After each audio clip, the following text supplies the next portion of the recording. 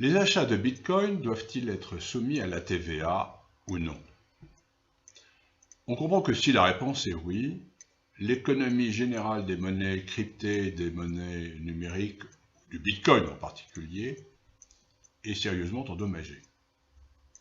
La question est suffisamment importante pour qu'elle ait donné lieu à un arrêt de la Cour de justice européenne en octobre 2015 qui conclut, il faut aller directement à sa conclusion, que les achats de Bitcoin sont exonérés du paiement de la TVA.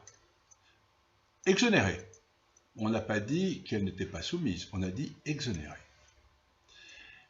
La décision suit tout un ensemble de raisonnements assez compliqués et quelquefois un peu curieux. Et ce sont dans ces raisonnements-là que je souhaite vous emmener parce qu'ils sont justement quelquefois un peu curieux. Alors commençons par le plus curieux, qui est cette comparaison que fait la Cour de justice européenne entre le Bitcoin et les cigarettes. Revenons un petit peu en arrière. Pour quelle raison la Cour de justice européenne est-elle saisie? C'est très simple. Un entrepreneur suédois veut créer une plateforme d'échange de Bitcoin contre couronne suédoise. Et le débat en Suède est le suivant.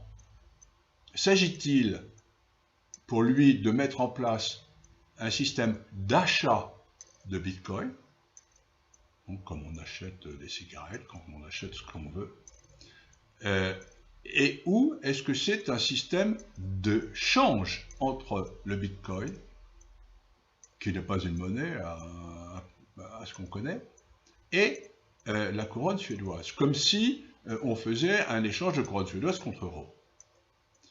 Alors évidemment, la chose est particulière parce qu'il s'agit d'un côté de dire est-ce que c'est un achat, de l'autre côté, est-ce que c'est une opération de change? Et la Cour va utiliser une comparaison assez curieuse pour décider qu'en définitive, ça n'est pas un achat au sens d'un achat de biens. Elle va dire le Bitcoin pourrait être comparé à la cigarette. La cigarette, elle a servi à la fin de la Seconde Guerre mondiale comme moyen de paiement.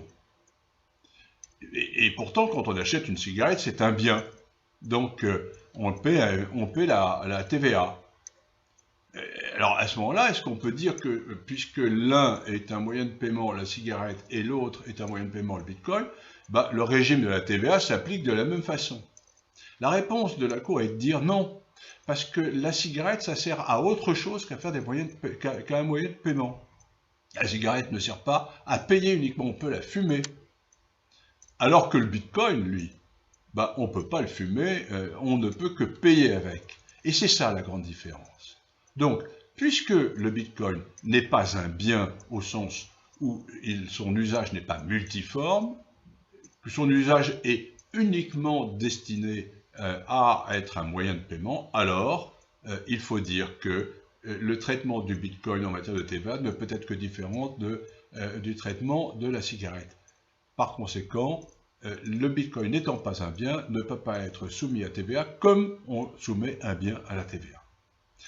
Est-ce que ça résout le problème et est-ce que ça nous conduit directement à la solution qui consiste à dire que le Bitcoin est exonéré du paiement de la TVA? Sûrement pas. La Cour va passer par beaucoup d'autres raisonnements pour aboutir à cette conclusion, et ce sont ces autres raisonnements qui vont vous paraître quelquefois très curieux.